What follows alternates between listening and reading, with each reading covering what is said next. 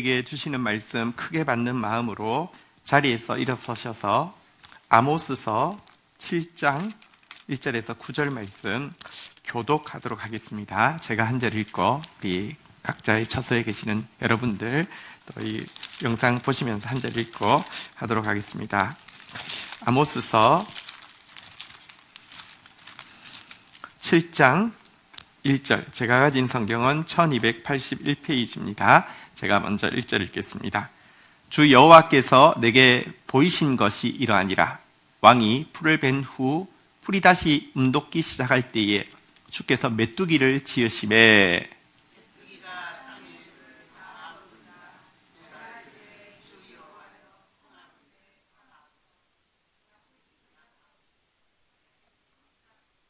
여호와께서 이에 대하여 뜻을 돌이키셨으므로 이것이 이루어지지 아니하니라. 여호와께서 말씀하셨느니라.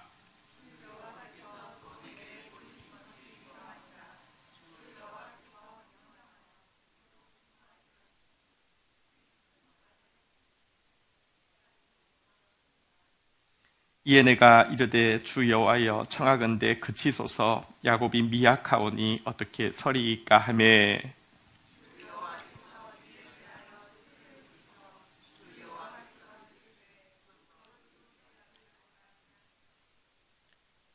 또 내게 보이신 것이 이러하니라. 다림줄을 가지고 쌓은 담 곁에 주께서 손에 다림줄을 잡고 서셨더니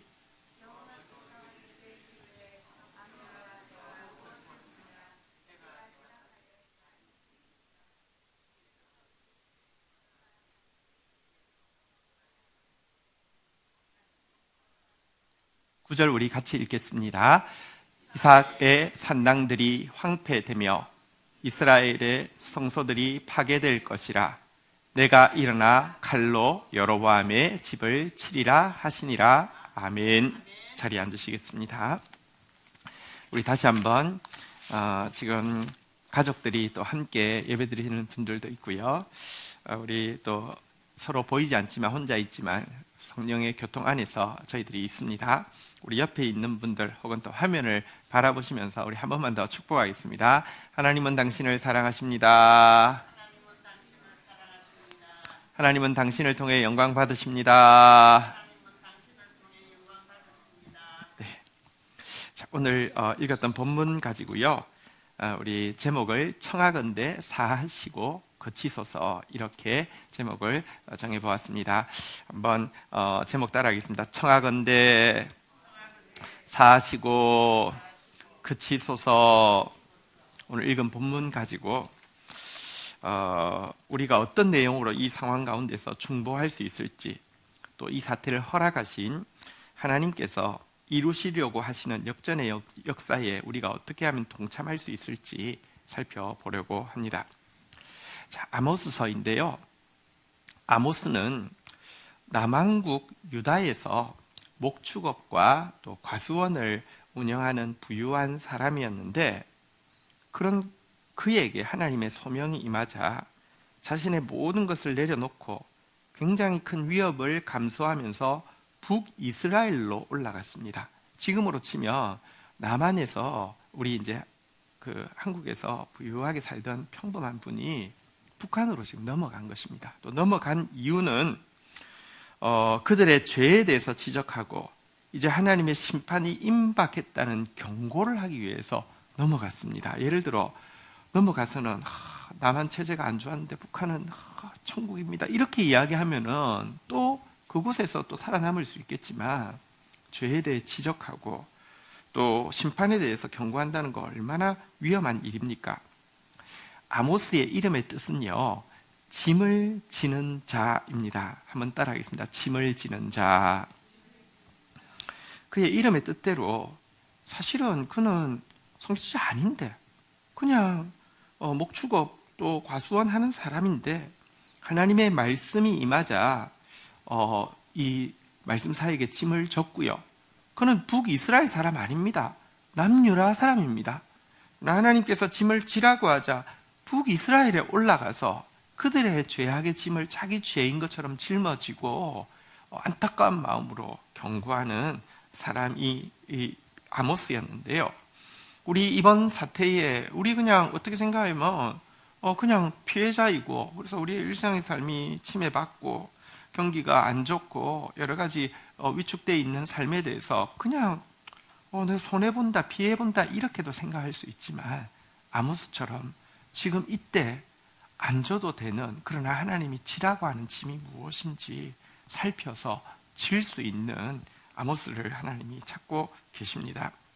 자, 그런데 아모스가 월북을 해서 활동하던 당시 북이스라엘은요, 상황이 어땠냐고 하면 그때 왕 이름은 여로보암 2세였는데요. 여로보암은 북이스라엘을 건국한 왕이잖아요. 근데 여로보암 2세를 썼다는 것은요, 여러분 지금이 북이스라엘이라는 나라가 건국되고 나서 최고로 군사적으로, 최고로 경제적으로 번영을 구가하는 때였기 때문에 여로보암 2세라는 이름을 썼습니다. 잘 나가고 있었습니다. 심판이요? 아니요, 심판이 아니라 잘 될 것 같아 보였습니다. 그렇지만 이처럼 경제적인 번영이 일어났을 때 북이스라엘 사회는요, 이 경제적인 부분에서, 또 제도적인 부분에서, 성적인 부분에서 타락이 끝없이 가속화되어지고 있었습니다. 이 부분에 대해서 잘 보여주는 것이 아모스서 2장 6절부터의 내용인데요. 2장 6절을 보시면 그때의 상황이 어떤지 이렇게 이야기합니다. 하나님께서 이와 같이 말씀하시되 이스라엘의 서너 가지 죄로 말미암아 내가 그 벌을 돌이키지 아니하리니 이는 그들이 은을 받고 의인을 팔며, 은조각 하나 받으면 의인도 얼마든지 죄인으로 바꾸어 놓는다는 것입니다. 재판에서 신 한 켤레를 받고 가난한 자를 팔며, 얼마나 가난했던지 이제 담보물 맡길 거 하나도 없어가지고 신밖에 없어서 신 맡겨놓고 돈 좀 빌렸는데 시간 되었을 때 돈을 못 갚았다고 해서 그 사람을요, 신 하나 때문에 종으로 팔아버린다는 것입니다. 7절 한번 볼까요? 힘없는 자의 머리를 티끌 먼지 속에 발로 밟고, 이스라엘 사람들은 불행을 당하면 이렇게 머리에 티끌을 뒤집어 쓰는 습관이 있는데요, 가난한 사람이 불행한 일을 당해서 머리에 티끌을 뒤집어 쓰고 있을 때 그런 불쌍한 가난한 사람을 발로 짓밟아가지고 그들에게 남아있는 조그마한 재산도 다 착취한다, 이런 뜻이 되겠습니다. 연약한 자의 길을 굽게 하며, 여기서 연약하다는 단어는 원어의 뜻은 겸손하다, 온유하다 이런 뜻인데요, 하나님 경외하는 사람, 겸손한 사람이 그래도 소수가 있었겠죠. 그런 사람 보면요, 길을 쓰고 그 사람들이 그런 삶 살지 못하도록, 바른 길 가지 못하도록 이렇게 타락시키는데 온 힘을 다했다, 이런 뜻입니다. 그리고요, 성적으로는 얼마나 타락했습니까? 아버지와 아들이 한 젊은 여자에게 다녀서 내 거룩한 이름을 더럽히며 정말 말 입에 담을 수 없는 더러운 성적 타락이 이루어지고 있었다는 것입니다. 그래서 8절에 보니까요, 이런 타락에 종교인들은 어떤 역할을 하고 있었느냐? 종교인들은요, 모든 제단 옆에서 전당 잡은 옷 위에 누우며, 이건 무슨 뜻이냐고 하면요, 율법에 보면 가난한 사람들은 겉옷을 전당을 잡힐 때에 이 겉옷은 우리로는 겉옷이지만 가난한 사람들한테는 밤에는 이불입니다. 그래서 겉옷이 없으면 얼어 죽습니다. 그런데 전당을 겉옷을 받으면 못 돌려줬을지라도 겉옷은 밤에는 돌려주라. 왜냐고 하면 얼어 죽는다, 이런 율법에 있는데요, 이 종교인들이 얼마나 거부였던지 전당 잡은 겉옷을요 안 돌려주는 건 당연한데 그것이 얼마나 많든지 거기 깔고 침대처럼 누울 정도로 악독한 고리대금을 재단, 다시 말하면 종교인들이 그 짓을 하고 있었다, 이런 말씀입니다. 그들의 신전에서 벌금으로 얻은 포도주를 마십니다. 여러분들 뭐 어기면 돈, 뭐 어기면 돈, 뭐 어기면 돈 해가지고 이 돈 받은 이 막 거금을 종교적으로 착취해 놓고는요, 이것 가지고 포도주 마신다, 쾌락을 추구하고 있었다, 이런 뜻입니다. 이런 사회, 부유했지만 봐보면은 정말 타락의 끝간대를 가고 있었습니다. 게다가 무서운 것은 종교인은 타락하면요, 일반인보다 끝이 없습니다. 자기가 이렇게 경제적인, 제도적인, 성적인 타락에 앞장서고 있으면 부끄러워서 침묵이라도 하면 덜 미울 텐데 한수를 더 떠서 백성들이 종교의식에만 잘 참석하면, 제물만 잘 갖다 바치면 무엇이라고 이야기했는지 아십니까? 이제 여호와의 날이 임박했다! 이제 여호와의 날이 임박했다! 그들이 이야기하는 여호와의 날은 이 북이스라엘에게 완전한 승리와 완전한 영광과 엄청난 돈이 몰려오는 날이라는 뜻에서 여호와의 날이 임박했다! 이렇게 외치고 있었다는 것입니다. 마치 신천지가 2020년 올해를 하나님 통치 원년, 실상복음 대세화의 첫발, 이제 여호와의 날이 일어났다. 이제는 진짜 이만희가 온 세계를 다스리는 날이 될 것이고 모든 사람들이 이만희를 경배하는 날이 될 것이다. 너희들에게 천하만국의 금원이 다 오는 날이 될 것이다. 이러면서 그들을 막 부추기는 것처럼 그렇게 이기적이고 그렇게 현세적이고 그렇게 거짓된 신도들을 부추긴 것과 마찬가지로 북이스라엘의 종교 지도자들은요, 여호와의 날, 번영의 날이 이제 이르렀다고 그렇게 외치고 있었던 것입니다. 여러분, 사실 아모스는 그들에게 정반대로 여호와의 날은 번영과 승리와 축복의 날이 아니라 저주와 심판의 날이 될 것이라고 아모스서에 경고하고 있습니다. 그런데요, 이제 아모스는 오늘 본문 7장을 시작으로 해서 앞에까지는 북이스라엘의 죄악에 대해서 지적하고 그들이 여호와의 날이라고 떠들고 있지만 그날은 화 있을진저 여호와의 날을 사모하는 자여, 너희가 어찌 여호와의 날을 사모하느냐? 그날은 어둠이요 빛이 아니라 마치 사람이 사자를 피하다가 곰을 만나거나 혹은 집에 들어가 손에 벽을 대었다가 뱀에게 물림 같도다. 여호와의 날은 빛이 없는 어둠이 아니냐? 빛남이 없는 캄캄함이 아니냐라고 이렇게 지적하는 내용이 6장까지의 내용이 있다고 하면 7장부터는 5가지 환상을 통하여서 이제 이스라엘의 멸망을 이제 돌이키지 않으시는 하나님의 마음에 대해서 선명하게 보여주는데 그 첫 번째 환상이 저희들이 읽는 내용입니다. 7장 1절 저희들이 계신 곳에서 저와 함께 같이 읽도록 하겠습니다. 읽겠습니다. 시작. 주 여호와께서 내게 보이신 것이 이러하니라. 왕이 풀을 벤 후 풀이 다시 움돋기 시작할 때에 주께서 메뚜기를 지으시며, 하나님께서 메뚜기를 지어서 메뚜기를 많아지게 하셔서 심판하시겠다, 이런 내용인데요. 솔직히 메뚜기 재앙, 그 10가지 재앙에도 있잖아요, 그죠?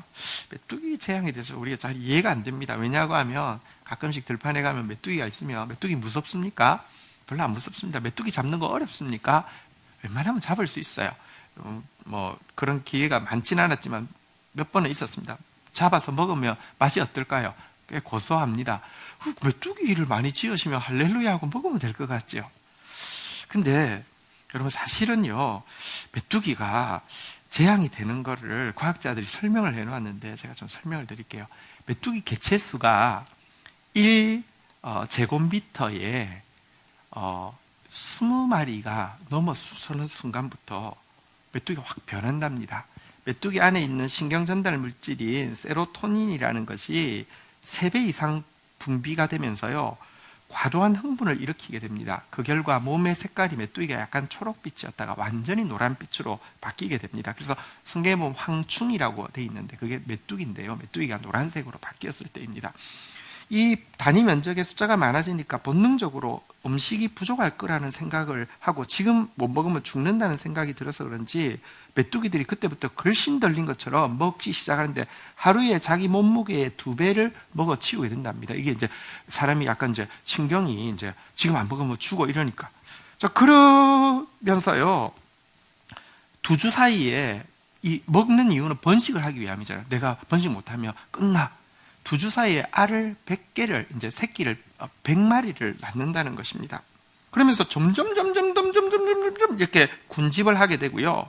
근데 먹을 기회가 없으니까 그때부터 움직이기 시작하는데 메뚜기 잡기가 쉬울 것 같죠. 새끼 메뚜기 때, 다시 말하면 그냥 뛰어다니는 정도 때는 어렵지 않은데요, 날기 시작하면 어떤 것으로도 이거 방역이 안 된다고 합니다. 왜냐고 하면 하루에 이동 거리가 200km고요. 얼마까지 높이 나를 수 있는 줄 아십니까? 2000m까지 메뚜기가 납니다. 이걸 뭐 그물로 잡겠습니까? 뭘로 잡겠습니까? 그게요, 지금 올해 지금 4천억 마리의 떼가 지금 아프리카로부터 시작해서 지금 인도까지 지금 이루고 있는데요. 4천억 마리. 제가 지금 사진을 보여드렸는데 이게 올해 사진입니다. 지금 올해 사진인데 그 다음에 한번 넘겨보시죠. 이게 지금 올해의 사진인데 이런 메뚜기 떼가 4천억 마리 정도 되면 얼마 정도 되는지 아십니까? 길이가 60km, 너비가 40km. 여러분 길이 60km에 너비가 40km면 어느 정도 되느냐 설명드릴게요. 서울이요 길이가 30km, 폭이 37km, 그러니까 40km가 차이 안 됩니다. 2배입니다. 서울의 2배를요 까맣게 메뚜기 떼가 덮었다고 생각해 보십시오. 저렇게 덮었다고 생각해 보십시오. 얼마나 무시무시합니까? 저들이 하루에 먹어치는 식량의 양이 5천만 명, 케냐 인구가 5천만 명인데요. 케냐에서 막 시작했는데 5천만 명이 하루 먹을 양을 메뚜기가 하루에 먹어치웁니다. 정말 무시무시한 재앙이 아닐 수 없습니다. 지구 온난화로 온도가 상승하면서 부화 시간은 빨라지고 식량은 줄어드니까 메뚜기들이 더 막 미쳐서 지금 휩쓸고 있고요. 중국 쪽으로도 지금 오고 있다는 그런 이야기를 기사를 통해서 여러분들도 접하셨을 것입니다. 어쨌든 이 메뚜기로 심판하시겠다고 이야기하니까 2절, 3절 한번 보도록 하겠습니다. 교독을 하도록 하겠습니다. 메뚜기가 땅의 풀을 다 먹은지라 내가 이르되 주 여호와여 청하건대 사하소서 야곱이 미약하오니 어떻게 서리이까 하매 3절 같이 읽을까요? 시작. 여호와께서 이에 대하여 뜻을 돌이키셨으므로 이것이 이루어지지 아니하니라. 여호와께서 말씀하셨느니라. 이 메뚜기 떼가 와서 막 다 먹으니까 아모스가 이 북이스라엘을 위해서 북이스라엘 백성을 대신해서 하나님 앞에 간구합니다. 뭐라고 간구합니까? 2절에 보니까요. 한번 따라하겠습니다. 주 여호와여 청하건대 사하소서. 용서해 주십시오. 청하건대 용서해 주십시오 라고 이야기하면서 야곱이 미약하오니 어떻게 서리이까? 야곱이 지금 너무 약합니다. 북이스라엘이 너무 약합니다. 이러면 무너집니다. 이렇게 간구했습니다. 그러자 하나님께서 이 메뚜기 재앙의 심판을 경감시켜 주시고요. 다시 되돌려 주셨습니다. 지금 여기 나온 메뚜기 이 황충의 재앙은요. 크게 이야기하면 여러분들 지금 돌고 있는 바이러스도 일종의 벌레이잖아요. 그죠? 전염병을 포함하는 것인데요. 황충, 전염병을 통해서 이스라엘을 치료하셨던 하나님이 그 뜻을 이 아모스의 중보를 들으시고 돌이키셨다. 이게 첫 번째 환상의 내용입니다. 5가지 환상 중에서요. 2번째 환상의 내용이 이제 4절부터 시작됩니다. 우리 4절 한번 읽도록 하겠습니다. 읽겠습니다. 시작. 주 여호와께서 또 내게 보이신 것이 이러하니라. 주 여호와께서 명령하여 불로 징벌하게 하시니 불이 큰 바다를 삼키고 육지까지 먹으려 하는지라. 2번째 심판은 불의 환상이었는데요. 이 불은 무엇이냐? 지하수부터 시작해가지고 모든 물을 다 말려버리는 가뭄. 그러면 물이 다 말라버리면 어떻게 되겠습니까? 기근이 일어나겠죠. 가뭄과 기근에 대한 상징입니다. 자, 이 재앙을 하나님께서 명하시자, 자, 이제 또 아모스가 중보하고 있습니다. 5절, 6절에 보면 이렇게 중보하고 있습니다. 교독을 하겠습니다. 5절. 이에 내가 이르되 주 여호와여 청하건대 거치소서. 야곱이 미약하오니 어떻게 서리이까 하매 6절 같이 읽을까요? 시작. 주 여호와께서 이에 대하여 뜻을 돌이켜 주 여호와께서 이르시되 이것도 이루지 아니하리라 하시니라. 아모스가 이번에도 간구했습니다. 한번 따라하겠습니다. 청하건대 그치소서. 하나님, 너무 미약합니다.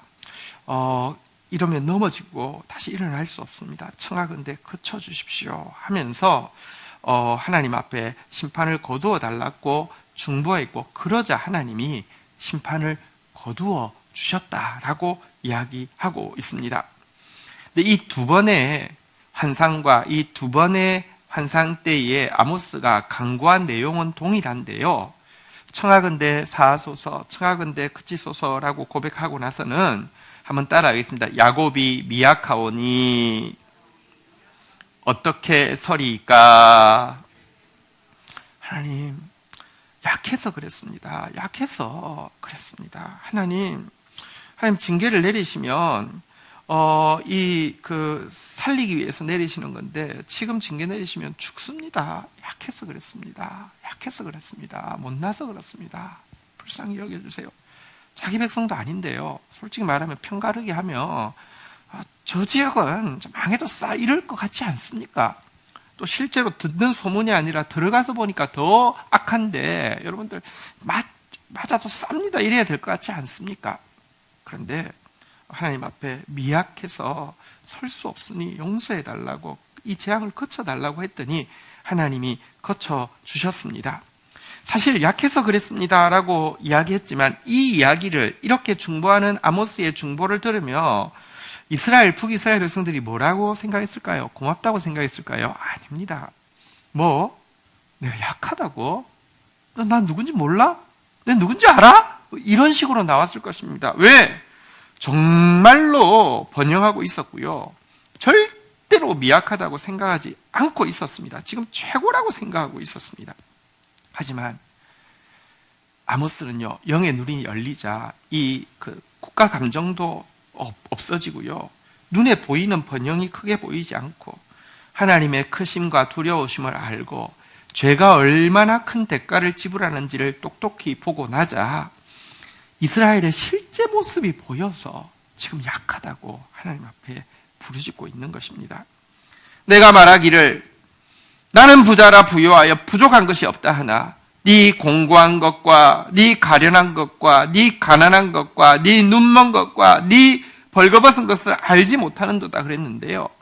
북이스라엘 사람들은 나 부자, 부요하고 부족한 것 없다고 하지만 아모스의 눈에는 그들의 공고함과 가련함과 가난함과 눈먼 것과 헐벗은 것이 보여서 미약해서 어떻게 서리까라고 간구할 수 있었고요.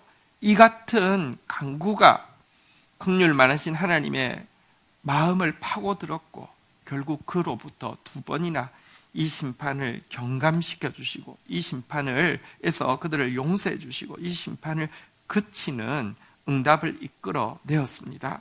우리 이 시간 이 나라를 위해서 기도할 한 기도의 내용을 이 본문에서 찾게 됩니다. 이 나라가 미약하오니 어떻게 서리이까? 청하건대 사하소서. 이 민족교회가 미약하오니 어떻게 서리이까? 청하건대 그치소서. 이 고백을요, 정말 우리의 영의 눈이 열려서 여러분들 하나님 앞에 파고들고 나아가면 하나님께서 이 고백 들으실 것입니다. 자칫 우리가 사실 요즘 한국이 잘 나가잖아요, 그죠? 전 세계적으로 사실 그래서 우리 마음속에 사실은 거품과 교만이 있을 수 있습니다. 근데 이번 이 사태 있고 나서 사실 외교적으로 사실 다른 나라들이 실제 우리를 어떻게 생각하는지가 이번에 이 일 있고 나서 지금 너무나 많은 나라들이 입국 금지나 입국 제한을 하고 있는 일을 통해서 실상 우리가 그렇게 대단하지 않고 또 외교 문제에서는 또 정부가 참 뭐랄까요, 나이브하다고 해야 될지 아니면 참 모자란다고 해야 될지 그런 부분도 봅니다. 어쨌든 우리가 여러분 이때에 우리가 누군데 이게 아닙니다. 하나님 앞에 지금 우리가 하나님의 마음을 움직일 수 있는 고백은요, 야곱이 미약하오니 어떻게 서리이까? 이 고백 외에는 없습니다. 하나님 앞에서 이 고백 가지고 우리의 실상을 알고 하나님 앞에서 용서해달라고 그쳐달라고 하나님의 가슴을 파고들어서 회개하는 저와 여러분 되기를 주의 이름으로 축원드립니다. 자, 그런데요, 이 같은 아모스의 중보를 받으셔서 하나님 긍휼로 황충과 전염병, 가뭄과 기근의 재앙을 경감해 주셨는데 아까 이러면 다 없어집니다. 하나님 용서해 주십시오 하니까 그쳐 주셨잖아요. 그런 긍휼을 받은 이스라엘은 실제 어떠했을까요? 아모스서 4장 6절부터의 내용에 보면 이 하나님께서 지금 주신 용서 앞에서 이스라엘 사람들이 어떻게 반응했는지가 나오는데요. 제가 내용이 좀 기니까 그냥 읽겠습니다. 또 내가 너희 모든 성읍에서 너희 일을 깨끗하게 하며 너희 각 처소에서 양식이 떨어지게 하였으나 너희가 내게로 돌아오지 아니하였느니라. 여호와의 말씀이다. 기근이 임하니까 이가 깨끗해져요. 양치질 할 필요도 없어요. 돌아오지 않았다는 것입니다.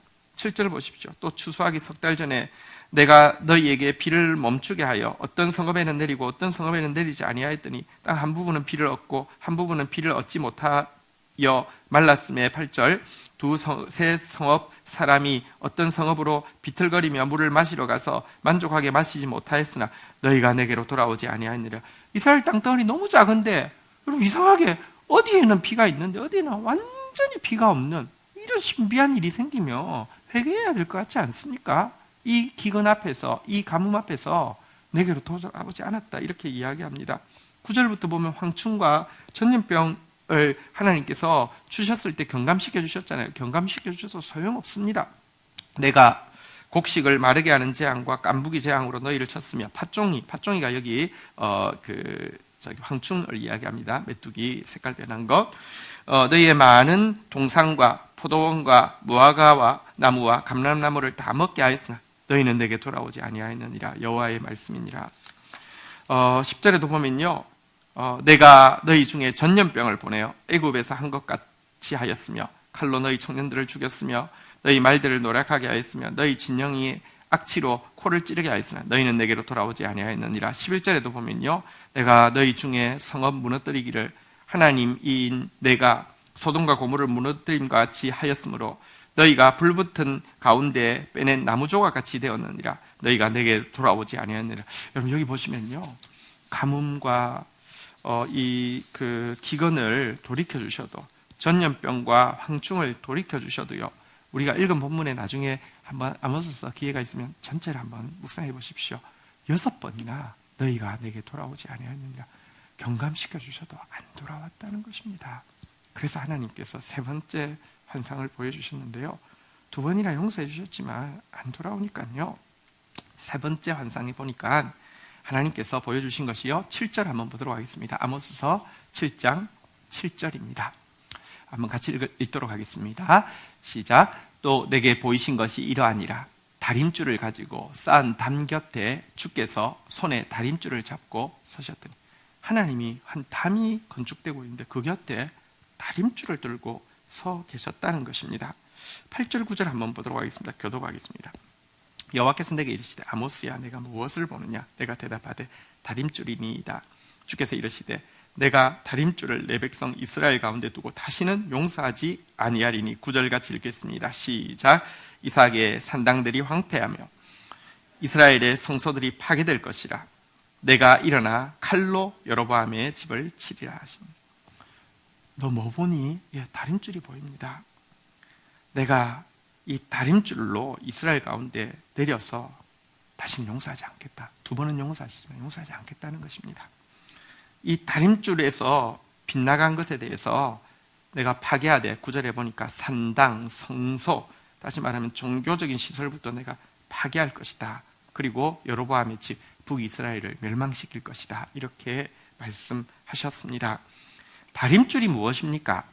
다림줄은 건축을 할 때 이게 수직과 수평이 맞는지를 지구의 중력을 이용해서 줄을 내리면 일자로 쭉 내려갈 것 아닙니까? 이걸 가지고 봅니다. 건축을 할 때 내 눈에는 똑바른 것 같아도 실은요, 보면 미세하게 삐뚤삐뚤하고 약간씩 기울기 시작하면요, 1층짜리는 괜찮지만 2층만 돼도요, 3층 되면요, 이게 100층 되면요 무너집니다.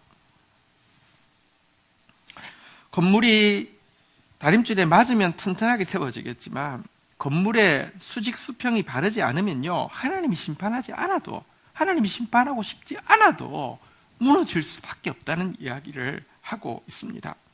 다림줄은 무엇입니까? 말씀을 이야기합니다. 말씀이야말로 우리가 하나님과의 관계에서, 사람과의 관계에서 올바른지를 점검할 수 있는 유일한 다림줄입니다. 다림줄에서 벗어나지 않는 삶이란 것은 무엇입니까? 여러분, 그것이 바로 정의의 행동이고요. 정의의 행동의 기준이 무엇입니까? 우리가 정의를 구현하자고 하면 정의가 구현됩니까? 정의의 행동의 기준이 공의의 말씀이죠. 그래서 정의와 공의가 바로 아모스서에서 이야기하는 이 다림줄에 맞는 삶입니다. 아모스서 5장 14절부터 보면 하나님 앞에서 다림줄에 맞는 삶, 말씀에 맞는 삶에 대해서 너희는 살려면 선을 구하고 악을 구하지 말라. 선이 뭔 줄 아십니까? 만군의 여호와께서 너희의 말과 같이 너희와 함께 하시리라 라고 이야기하시면서 선을 구해야지 함께 하실 거라고 이야기하면서요, 15절에 보니까 선이 무엇이라고요? 너희는 악을 미워하고 선을 사랑하며 성문에서 정의를 세울지어다. 선이 뭐냐? 정의입니다. 사람아, 주께서 선한 것이 무엇임을 내게 보이셨으니 정의를 행하며, 정의가 선입니다. 만군의 여호와께서 혹시 야곱의 남은 자를 불쌍히 여기시려고 해서 정의의 행동을 하라는 것입니다. 그러나 정의의 행동을 하려고 하면요, 말씀, 곧 공의가 없이는 정의가 뭔지를 알 수가 없어요. 그래서 아모스서 5장 24절에 보면요, 오직 정의를 물같이, 공의를 마르지 않는 강같이 흐르게 할지니라. 정의와 공의의 다림줄을 이야기하고 있는데요. 그런데 이스라엘 백성들은 이 정의와 공의를 이렇게 어김으로 말미암아 개인도 국가도 무너질 수밖에 없었는데요. 이 무너짐은 교회에서부터, 성소에서부터, 이 산당에서부터 시작한다고 했잖아요. 시간 관계상 다 볼 수는 없지만 아모스서 9장 1절에 보면 마지막 환상인 5번째 환상이 나오는데요. 여러분, 건축이 이렇게 수평이 맞지 않으면 어떻게 됩니까? 9장 1절 한번 보십시오. 내가 보니 주께서 제단 곁에 서서 이러시되 기둥머리를 쳐서 문지방이 움직이게 하며 그것으로 부서져서 무리의 머리에 떨어지게 하라. 내가 그 남은 자를 칼로 죽이리니 그 중에 한 사람도 도망하지 못하며 그 중에 한 사람도 피하지 못하느니라. 성전부터 북이스라엘에 있는 베델에 혹은 이 그리심에 있는 성전부터 무너뜨려오고 열심히 제사 드리고 있는 그들부터 죽게 하겠다, 이렇게 말씀하고 있습니다. 이 다림줄 환상은 한편으로 우리에게 엄청난 두려움을 심어줍니다. 이 다림줄 환상 앞에서 우리는 진짜 두려워 떨어야 합니다. 왜냐고 하면 교회가 다림줄 되는 말씀을 가지고 있지 않습니다. 교회의 정의의 행동도 없고요, 공의의 말씀도 없기 때문입니다. 교회가 다림줄 되는 하나님의 말씀을 앞장서서 깨뜨리고 있는 것이 현실입니다. 불의를 제일 많이 행하는 곳, 불법을 제일 많이 행하는 곳, 가장 강포하게, 가장 탐욕에 사로잡혀 있는 집단이 교회가 되어 있기 때문입니다. 진짜 여러분, 여호와께서 사셔도, 여호와께서 그치셔도 스스로 무너뜨릴 수밖에 없는 지금 이 한국 교회의 모습 앞에서 우리 정말 정신 차려야 합니다. 아모스서에 보면요, 이스라엘이 망하는 이유가 무엇이냐?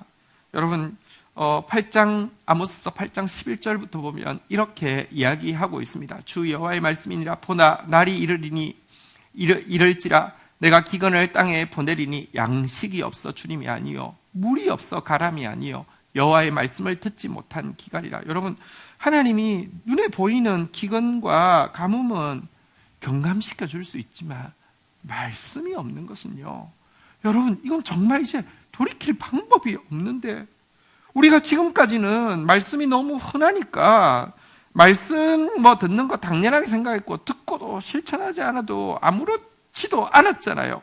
그러나 끝까지 그렇지는 않을 것입니다.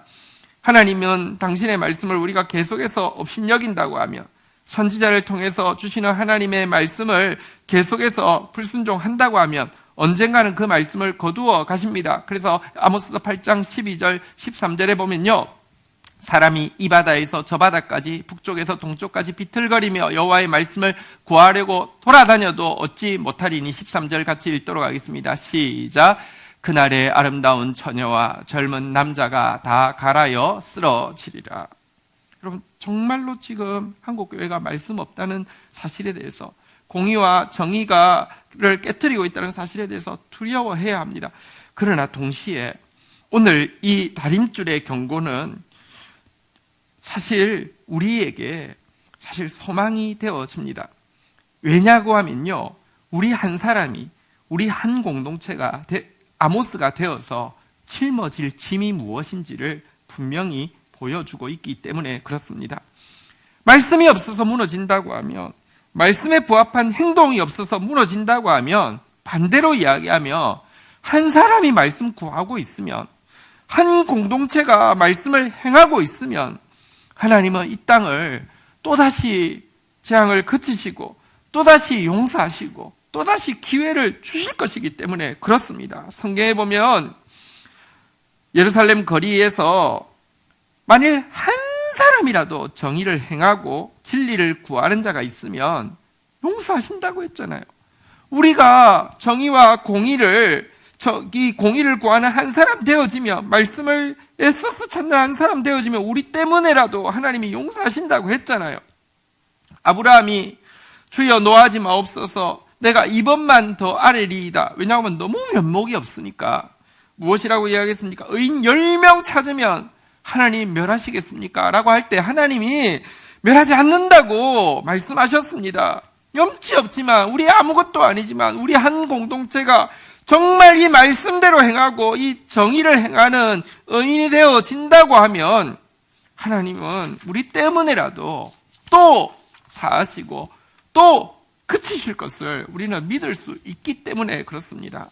사실 우리가 하고 있는, 내가 정의를 구하고 있는, 공의를 구하고 있는 한계, 우리 공동체가 정의를 행하고 있는 이 한계에만 집중하면은 사실 약간 나 때문에 우리나라 안 무너져, 이거 좀 과장스러워 보일 수 있습니다. 그러나 눈을 들어서 역사의 주관자이신 하나님께서 매질하면서도 가지고 있는 계획을 보면 우리는 믿음이 생깁니다. 아모스서 마지막에 보면요, 무시무시한 심판 이후에 있을 하나님의 구원의 역사를 이야기하고 있는데요, 아모스서 9장 9절에 보면 이렇게 예언하고 있습니다. 너무 아름다운 구절입니다. 같이 한번 읽도록 하겠습니다. 시작.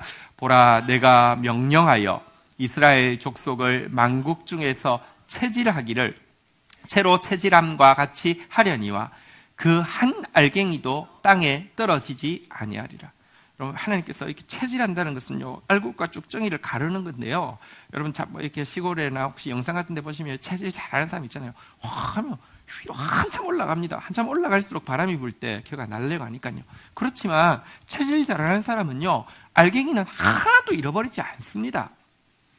하나님께서 심판하셔도요, 죽이기 위함이 아니라 알곡과 쭉정이를 갈아서 알곡 남기기 위함이기 때문에 의인 한 사람 절대로 땅에 떨어지지 않게 하고 의인 한 사람 절대로 낙담하지 않게 한다는 약속입니다. 이어서요 11절에 좀 한번 보도록 하겠습니다. 9장 11절에 보면요, 한번 같이 읽도록 하겠습니다. 시작.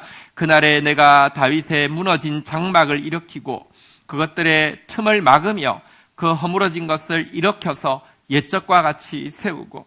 의인 한 사람 때문에 하나님께서 직접 다윗의 무너진 장막을 일으키고 그 틈을 막고 퇴락한 것을 다 고쳐주시겠다고 약속을 하고 있습니다. 이것은 무엇이냐? 의인이 남을 때에, 죄악이 심판받더라도 의인이 정말 그 자리 지키고 있을 때 그들 때문에라도 다윗의 후손인 메시아를 이 땅에 보내주셔서 성전의 본체인 당신께서 성전을 회복하게 되리라는 것입니다.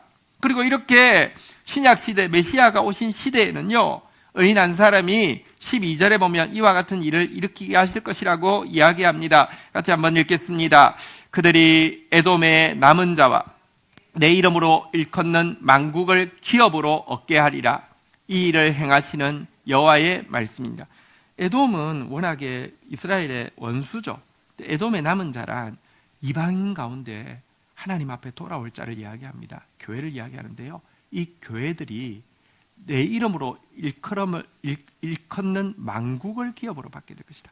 여러분들, 의인의 공동체 교회가 만국을 기업으로 받아서 신천지처럼 만국을 더럽히고 만국을 무너뜨리는 것이 아니라 만국을 살리고 만국을 아름답게 만드는데 한 알갱이 같은 의인 한 사람이, 의인 10명, 한 공동체가 이와 같은 변화를 일으킬 거라고 약속하고 있습니다. 그들을 통해서 이 세상에 어떤 회복이 일어나느냐, 13절 한번 보십시오. 마지막으로 한번 읽도록 하겠습니다. 아모스서의 마지막 그림입니다. 얼마나 아름답습니까? 같이 읽겠습니다. 시작. 여호와의 말씀이니라. 보라, 날이 이를지라. 그때에 파종하는 자가 고식 추수하는 자의 뒤를 이으며 포도를 밟는 자가 씨 뿌리는 자의 뒤를 이으며 산들은 단 포도주를 흘리며 작은 산들은 녹으리라. 의인이 의인되어질 때, 말씀이 말씀되어지고 정의가 정의되어지면요, 얼마나 풍성한 축복이 임하든지. 여러분, 누가 파종하고 있는데 그 뒤에 추수하는 사람이 따라간다는 것입니다. 얼마나 곡식이 잘 자란다는 말입니까? 여러분들, 포도 씨 뿌리는 자 뒤에 포도 밟는 자라는 것은 포도를 거두면은 밟아서 이렇게 즙을 내잖아요. 그죠? 그러니까 포도 씨 뿌리면 금방 포도가 자라가지고요, 밟아야 될 정도로 이렇게 추수를 하게 된다는 것입니다. 산들이 단 포도주를 흘리고 작은 산들이 그냥 그 젖과 꿀로 이렇게 넘쳐나게 될 것이다. 이렇게 약속하고 있습니다. 의인 한 사람의 변화가요, 의인 한 공동체의 변화가 얼마나 놀라운 변화를 세상 가운데 줄 수 있는지에 대해서, 예수 그리스도를 신뢰하고 예수 그리스도를 따르는 한 공동체가 말씀 붙잡을 때 어떤 변화가 일어날지를 약속하고 있습니다. 올해 우리 시작하면서 초유의 사건, 사실은 예배가 또 한 주간 더 온라인으로 드릴 수밖에 없게 연장이 되었습니다. 그렇지만 올해 우리에게 주신 약속의 말씀은요, 한번 따라하겠습니다. 하나님의 영광과 찬송이 되리라. 어둠이 짙어야지만 별이 빛납니다. 지금이야말로 하나님의 말씀 가진 한 사람이, 하나님 말씀 행하는 한 공동체가 세상을 구원할 때입니다. 이 제목을 가지고요, 우리 주님 앞에서 하나님, 내가 말씀 구하겠습니다. 하나님, 우리가 말씀 행하겠습니다. 그러하오니 하나님, 이 나라를 사하소서, 이 교회를 이 재앙을 그치소서라고 간구하고 나아가면 주님이 들으실 것입니다. 우리 한번 오늘 이 내용 붙잡고 한번 하나님 앞에 이렇게 외치도록 하겠습니다. 한번 따라하겠습니다. 이 민족이 미약하오니 청하건대 곧 사소서. 이 교회가 미약하오니 청하건대 그치소서. 제가 말씀 구하겠사오니 청하건대 사소서. 우리가 말씀 행하겠사오니 청하건대 거치소서. 이 제목 가지고 속히 하나님께서 용서하시고 거치신 것이 무의미한 것이 아니라 정말 역전의 역사가 일어날 수 있게 해달라고 하나님 앞에 서서 간구하며 나가도록 하겠습니다. 함께 찬양하겠습니다. 우리 계신 자리에서 다 일어서셔서 우리 같이 한번 찬양하도록 하겠습니다.